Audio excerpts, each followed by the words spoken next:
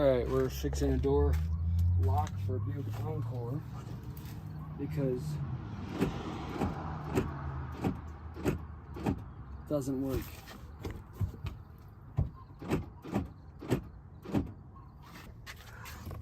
Pop this little guy up. I just used a flathead for that.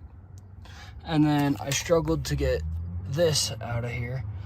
So I had to go and get some of my smaller stuff that I use for my drones and just pick it from the corner. I used the 7mm tool to get those out. I started at the edge, went around, and then just got the door to come off. I had to lift up and over that. There was a little clip here. It was locked in place, so I had to pull that part off. Now that's off, I can rotate it out and get that off. And this guy, I can't really see. Should be a little button. There we go. A little button on the side. Right there. Just push that in. All right, the door's off. All right, since the door came off, I'm now just, you know, kind of gently peeling this stuff. Trying to get it to stick back on the door so I can use it again later. Just to expose what we need access to. There's a yellow clip right in there, so, I mean, I can fit my hand in there to undo it. I had to actually use a vice grip to pop that guy open right there. It was a bit harder. I mean, the new one will have one anyway, so even if it broke, I didn't really care, but it did not break. So I didn't have a T30 thing, so now I got my door off. This fucker's locked. Don't know what to do now. All right, it took me a minute to get it back open, but basically I just had to flip that switch, push it up, push it, pull it up, and then you'll be able to open the door. So on this action, just gonna be T30. I think that should be the right way. And I took this off just because I believe it'll allow us to move this guy more, which maybe it wasn't required, to be honest. All right, I was struggling for a second. So basically, I popped that clip out right there. I'll go back and try to record a video. But now that this is out, I can take this stuff off. This goes up like that, and then it'll come off. And then this fucker.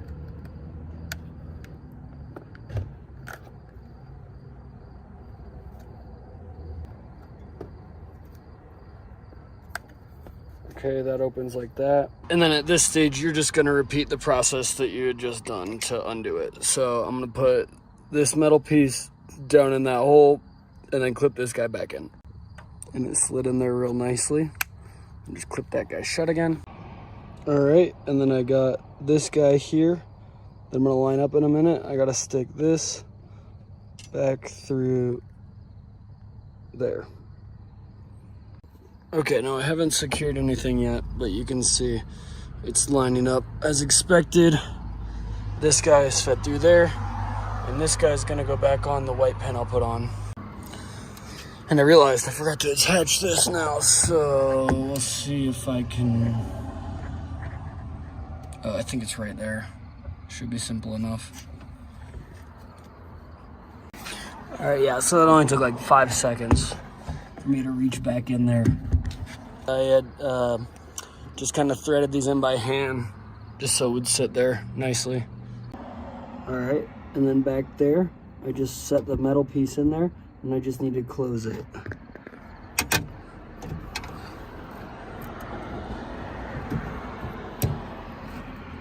All right, I should do it.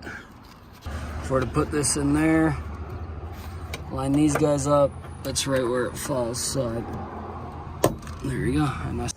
All right, and then for this guy, just kind of like went in and then swiveled it around, and looks like that'll do the job. I did have to take off that plastic piece momentarily just to get this guy in there. But I think he's in there now, so Now that's all back on there, I'm gonna have to attach this guy and this guy to the door, and I'll probably try to use it before just to ensure that it's gonna work. This part was super simple. You just literally put the ball in there and then you have it so it attaches like how you took it off. So, I mean, it's definitely on there. And I just gotta attach this guy here. All right, and then I just did the clip there. It's the little one you pushed previously. So I fed this through, put the brackets on, not put them on, but rested this on the brackets. And then I'll go around pushing these in one at a time.